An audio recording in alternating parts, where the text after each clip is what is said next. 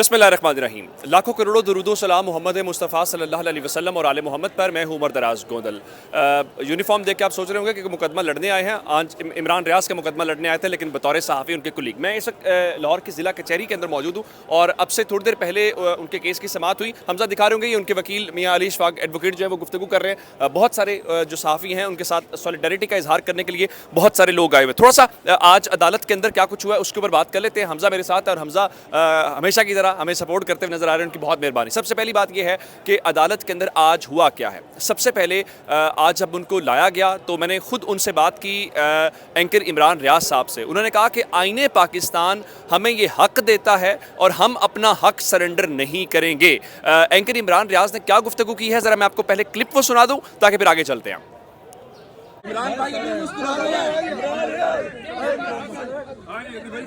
इमरान भाई अभी भी मुस्कुरा रहे हैं। हाँ जी, तो और क्या करना यार देखो, ये बोलने का राइट है, बोलने के राइट को सरेंडर नहीं करेंगे, कभी नहीं करेंगे। अभी भी टक्कर के लोग हैं ना, बोलने के राइट को कभी सरेंडर नहीं करेंगे, कभी नहीं करेंगे। अभी भी पाकिस्तान जिंदाबाद के नारे लगा मेरा रहे हैं। अपना मामला नहीं है, मामला मेरे मुल्क का।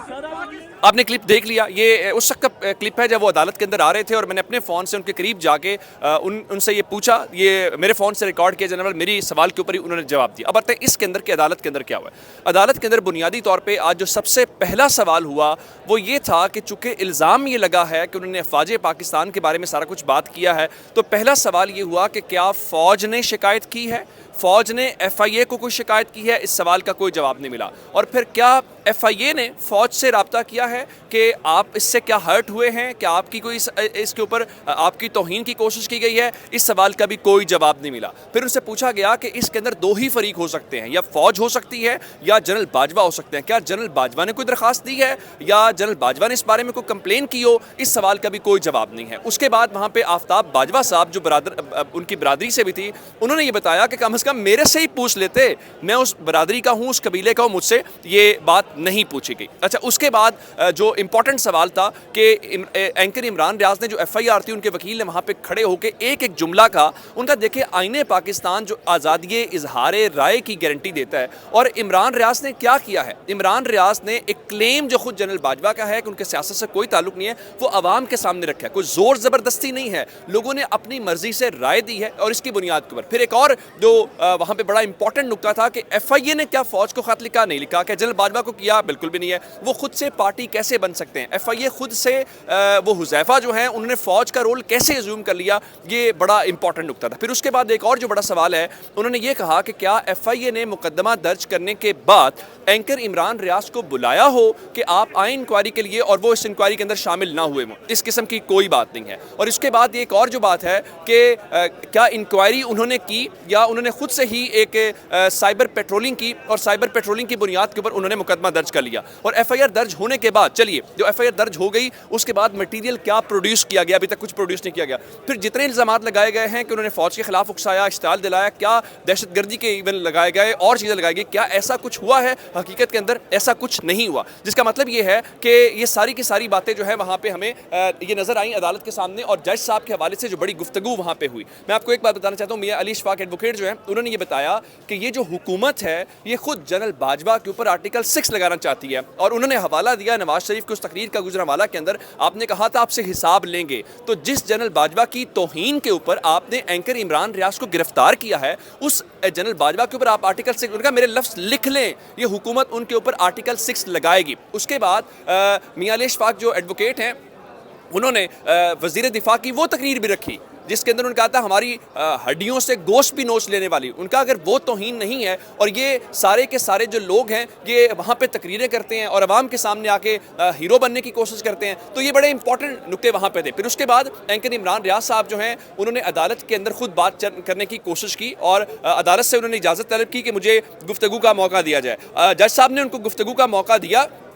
जज साहब को उन्होंने बताया कि अरशद शरीफ की वालदा का एक ही बेटा था, वो भी अदालतों के अंदर घूम रही हैं। फिर उन्होंने बड़े बहुत वाज़ेह अंदाज में ये बात बताई कि असल मसला ये है कि मुझे भी अरशद शरीफ की तरह एक दिन मार दिया जाएगा, मुझे बहुत अच्छे से पता है। और उसके बाद ये एक जज साहब ने जैसा कहा कि जज साहब हम कानून और आपकी बुनियाद के ऊपर अकड़ते हैं, क्योंकि मुझे पहले भी गिरफ्तार किया गया और अदालतों ने ही रिहाई दी, जिस पर जज साहब जो हैं वो उन्होंने इमरान रियाज साहब को तसल्ली दी। उनका देखें हम ये बैठे हुए हैं यहाँ बड़े बड़े केसेस आते हैं, अल्लाह ताला के अलावा कोई इंसान किसी को मार नहीं सकता, उसकी जान ले नहीं सकता। जिसके बाद जो FIA की खातून वकील हैं उन्होंने भी अपने दलाइल दिए और यहाँ पे बड़ी इंपॉर्टेंट जो बातें हुई, इवन चलें पहले तो आपने तकरीर के बुनियाद के ऊपर एंकर इमरान रियाज को इस गद्दारी के मुकदमे के अंदर लगा दिया। उनका देखें गद्दारी जो है वो किसी मुसल्लह जदोजहद से होती है और गद्दारी ऐसी कुछ भी नहीं हुआ। फिर उनका देखें ये सारे के सारे साम्राज्य दौर की चीज़ें हैं, ये आप आज कैसे उसको इम्प्लीमेंट कर सकते हैं, यानी किसी से राय तलब करना, राय पूछना जुर्म कैसे हो सकता है। और अंदाज़ा ये कीजिए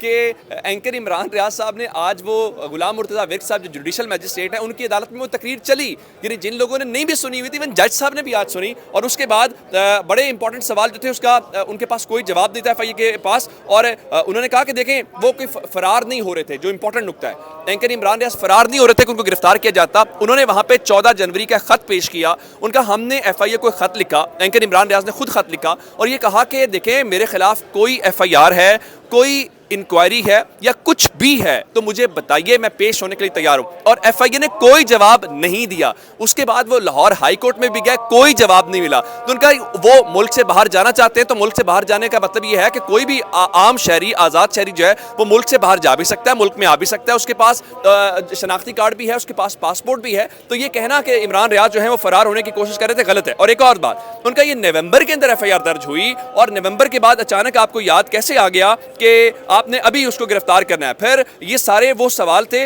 जिसके हवाले से उनका जो FIA उनसे पूछा कि आप क्या चाहते हैं, उनके जी मैं 14 रोज का रिमांड दे दें। उनका जी इनकी मेहरबानी की 14 रोज का रिमांड मांगा, शुक्र है कि कानून और आइन के अंदर 90 दिन नहीं लिखा हुआ, वरना ये 90 दिन बाद। उनका किस बात की है, आपने साइबर पेट्रोलिंग कर ली, आपने इवन फोरेंसिक कर लिया, आपने उसकी मॉनिटरिंग कर ली, तो उसके बाद आपको बचता है जिसकी बुनियाद के ऊपर आपको ये करना हो। तो एक और बड़ा इंपॉर्टेंट नुकता है आज जो एंकर इमरान रियाज साहब के हवाले से, आप जानते हैं कि ईमान मजारी का एक केस लगा था जिसमें फौज ने तारीख में पहली बार किसी सिविलियन शख्स के खिलाफ एक मुकदमा दर्ज करवाया था। जब श्री मजारी को गिरफ्तार किया गया था तो एक शख्सियत के बारे में बगैरत का लफ्ज़ इस्तेमाल उन्होंने किया था।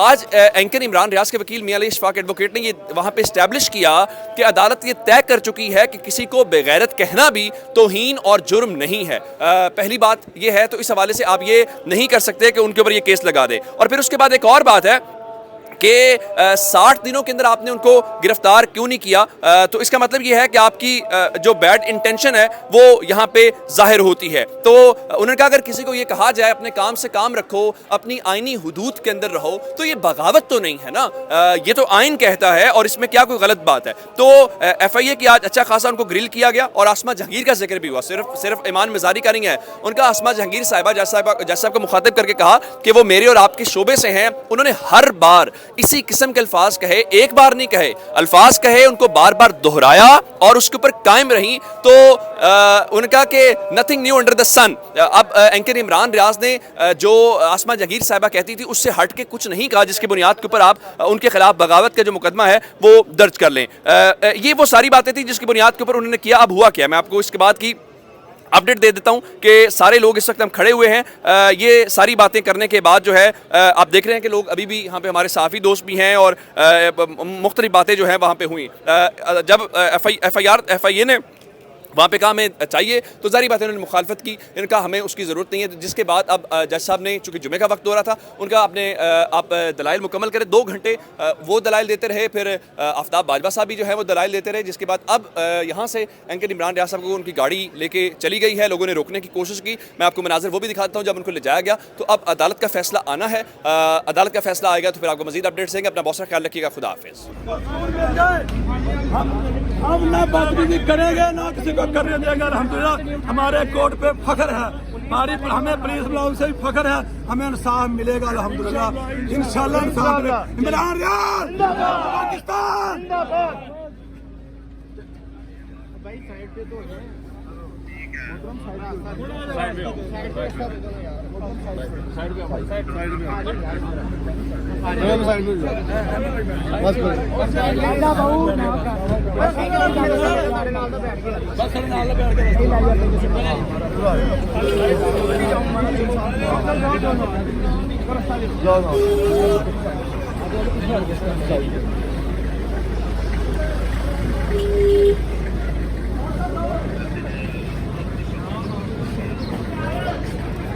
Burama